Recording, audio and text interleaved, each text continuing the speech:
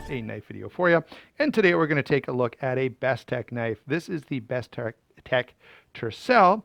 And I've got to tell you guys, there's a little bit of a story behind how this came to be my knife. Some of you already know it. For those of you who don't, when I did the booth review of Bestech at Blade Show, after the whole thing was done and over with, by the way, it was a lot of fun. It was pretty cool to get to talk to Wes for a while and see some of the cool stuff that Bestech has got coming up for the year. But sort of as a thank you for that, Selena gave me this knife. And because it came from all of that, it's kind of got, some memories attached to it. It's sort of an interesting knife in that regard, just because, it was my first Blade Show and it came from a booth review and that kind of stuff. So pretty cool knife for that reason. But in addition to that, it's actually a pretty decent knife as well. And so I want to talk with you guys about what makes this good. And while we're thinking of that, if you want to go pick one up for yourself, use my discount code SHARPSTUFF over at White Mountain Knives. You can check the link in the description box for that. And they did have some of these in stock as of the recording of this. I don't know when you're watching it. If it's 5 years from now, I can't be sure that that's still all going to be the exact same. But as of right now, you can pick one up from White Mountain Knives or any number of other Bestechs or a whole bunch of other stuff, and you can use my discount code to save yourself 10%. I think these go for around $200, so that'd be like $20, which isn't bad for doing nothing more than watching a YouTube video. All right, so let's go ahead and talk about some of the things that I like, that I dislike, some of the points that I think need to be noticed about this knife, beginning with size, weight, and how comfortable it is to carry around with you. This guy is 8 3/8 overall. 3.5 inches on the blade, 4 7/8 on the handle, so just an eighth under 5 inches.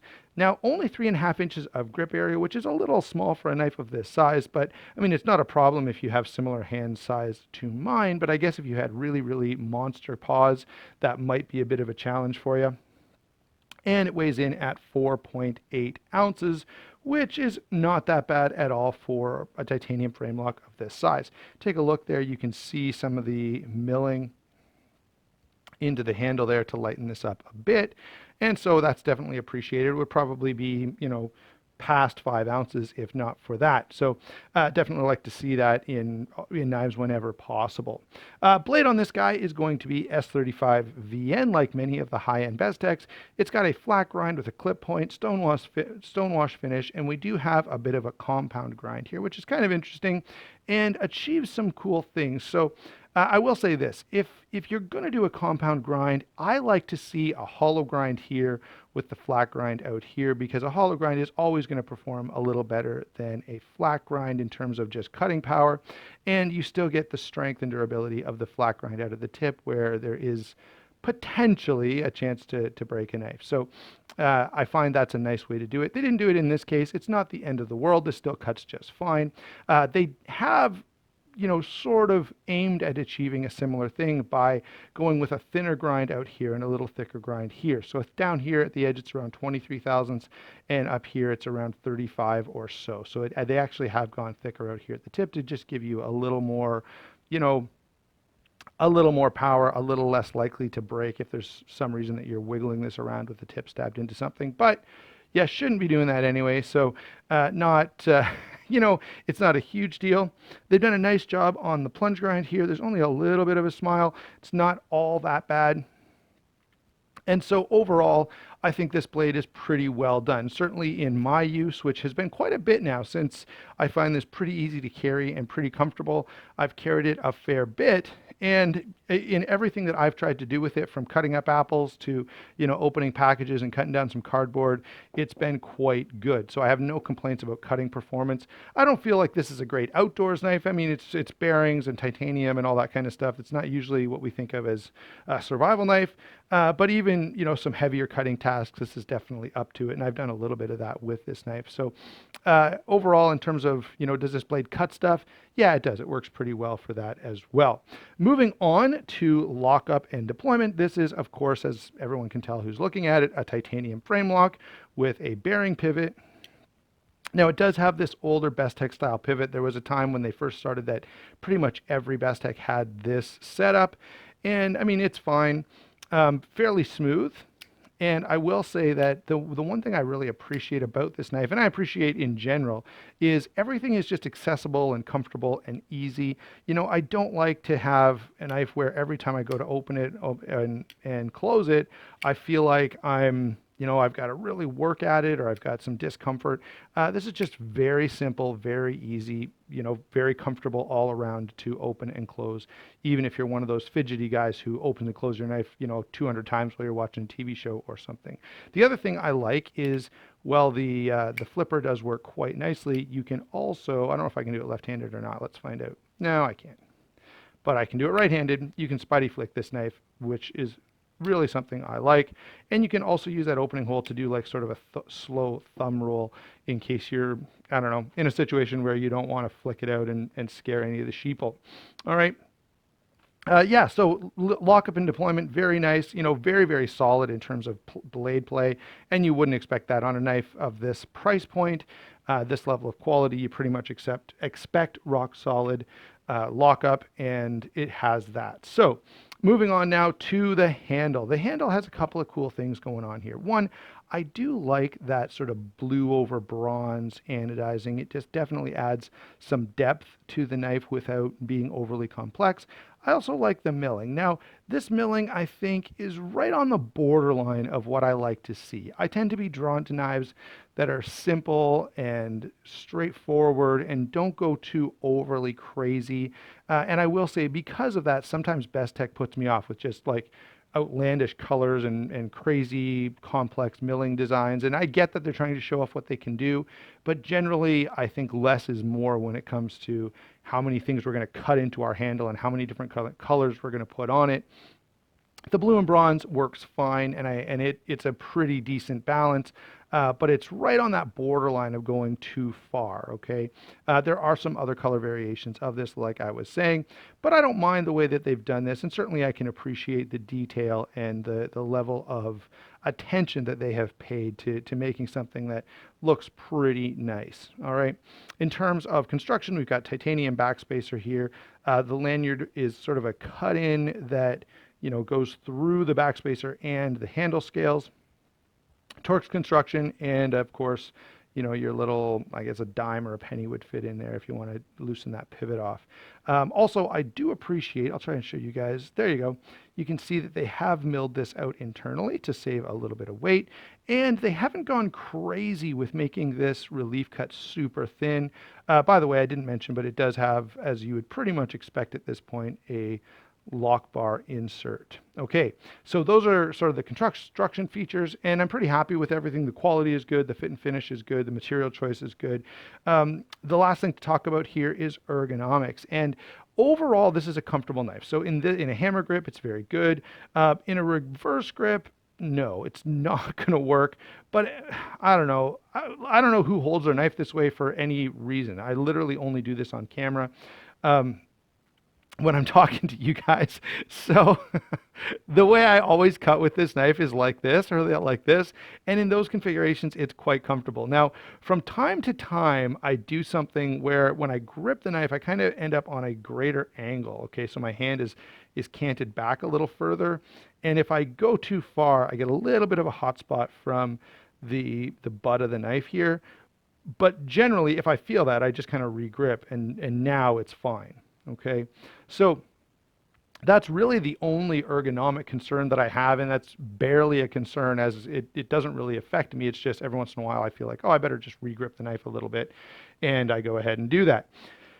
So yeah, in terms of the handle, its performance, it's comfortable and it's well put together. So basically that's what we expect to see from a high-end titanium frame lock. Now, the question becomes, and this is a legitimate question that has to be asked about many, many knives these days, is sort of where does this fit into the flood of overseas produced titanium frame locks that are out there, right? If you want a titanium frame lock folder, there are dozens and dozens and dozens and dozens of options for under $200 from all kinds of overseas companies.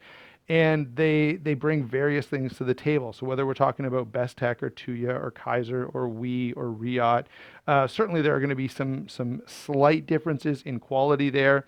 I would kind of lump a few in the bottom, Kaiser, Bestech, Tuya, Tuya, although the last couple of Tuyas I've handled have been closer to the top of that pile, okay, maybe even approaching Wii territory. And then, when you take a step up, you get into the Wii territory, and then finally Riot, which is at the top. And And then you could probably add Riot and Shirogorov are pretty simple, pretty comparable. I know, you know, um, that Shirogorov is not exactly made in China; they're made in Russia. But I kind of lump them all into, overseas, fairly low cost production. Although Shirogorov certainly doesn't charge as if they're a low cost production. Um, but they're kind of in a similar category, and I kind of line them up that way. All right, so that is a legitimate question, and we sort of have to ask ourselves, do I want right? Do I want this knife? Do I want this knife? Do I want this knife? Let's see. I need more room because there's more examples to be given. How about this guy? How about this guy? Now, we've had this discussion before on my channel, and you guys know that the Riot Torrent is one of my favorite um, high-end folders just in existence, right? It's a fantastic knife, and I really, really like a lot of things about it.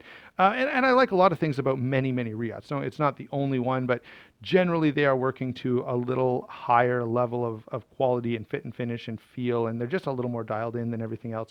We, of course, is right up there as well. So let's move these guys out of the way for a second and talk a little bit about some of the other options that are out there. I don't have any Kaisers right now in the collection, but you guys, I think, can get the point. There are lots of well-made titanium frame locks available out there in so many different designs that, whatever your preferences are, you can definitely find something that suits your, favorite style of knife, whether it be big and heavy duty or light and slim or whatever, everything in between, with any amount of milling or lack thereof, okay, and any amount of simplicity or lack thereof. And that becomes a really challenging question to kind of deal with here in terms of, what makes this knife stand out from this one or some of the others I showed you. And the fact is there's very little. So unless the design particularly appeals to you, which, by the way, I'm sure it will for a lot of people. I like this design. I absolutely do. I like the blade shape. I like the compound grind. I like the interesting milling on the handle. But you may not. And if you don't, the nice thing is there's tons and tons of stuff out there for everybody at a very affordable price point. And, like I've been saying, White Mountain Knives is a pretty good source for those, and you'll get to save yourself 10%. So yeah, that's shameless self-promotion twice there in this video. But just kind of, I feel like it just ties into this point because it does, we have tons of options at lots of attractive options at very attractive price points, is what I'm trying to say. And this is one, but it's hard. And honestly, I don't know what I would do at this point if I was a company like Bestech trying to differentiate myself from Tuya and Tucson and Kevin John and, CH Knives and Artisan. What else have we got? Kaiser. There's just so many. It's like choice overload here. And in fact, I made a whole video recently about that whole choice overload dilemma. All right. Let me bring in a couple of specific comparisons, more so that you can sort of have some contrast here. So this is the Bestech Bison, and the Bison goes for a little less, but the action is every bit as good. The materials are just as good. Very, very good quality. Well, D2 steel on the blade instead of S35 VN, but overall, I mean, it's a titanium frame lock with G10. This is going to, lean more toward the user end of the spectrum, where this is a little dressier. Okay, let me bring in. Actually, let's bring in the Para 2 and the Amalgam. Both knives that I like an awful lot, that are both going to be, again, more in that user category. This is one of my favorite knives of the year, by the way. And since everyone is familiar with the Para 2, I thought it was worthwhile to let you guys see how it stacks up in terms of size. All right. Now, I want to bring the Tuya back in because it does do something, it does one thing that I think is worth noting, okay? So this Tuya Thorax is just a little simpler than the Tercel, and I think that's something that companies need to consider. And Tuya, they've got a few knives out there that I think are way over the top and kind of doing similar things to this knife, even to a greater extent. Bestech maybe is a little more guilty of that. Artisan is pretty guilty of all these wild colors and a million choices. Uh, you know, Generally, I think, and I will say Tuya has done a pretty good job here, but Bestech, I think, could maybe learn this. um, I would like to see a lot of these overseas companies, pare their lineup way, way down and really pick out, the greatest of the great knives that they can do. And because at this point, even companies like um, it's hard to now. I will say this: when I think of Riyadh, I think of the Torrent like we have here. I think of the K series, and then the Crossroads as sort of the sort of top models that are most interesting to me. With something like We Knives, it's really hard to differentiate. They have so many knives out there, and the same is true of Bestech. They just have so much that it's hard to kind of pick something really, really good. And so, if anyone from Bestech is watching this, it would be great to see you back off a little bit, pull on some specific designers who can really deliver some great stuff. Lean into collaborations and try to come up with 3 to 5 knives that are going to be true, just showstoppers. And if you do that, I think you'll surpass and you'll differentiate yourself from just the flood of overseas produced titanium frame locks that are out there. So I know that wasn't the main point of this discussion, but I think this knife is a great example that brings up that challenge that exists these days in the knife world, where it's just, it's definitely a buyer's market. There's so much stuff out there that it's hard to make your offering seem special and significant. All right. So, what are my conclusions on this knife? This is a really nicely designed, really well built knife. But the problem is, I could say that about probably 25 Bestechs, right? And that's good, right? I mean, it's great that Bestech can deliver a really nice design and they can consistently deliver quality, and they absolutely do. But from a buyer's perspective, how do you know which one to buy? And should you buy this one or should you buy something else? And that becomes a real challenge.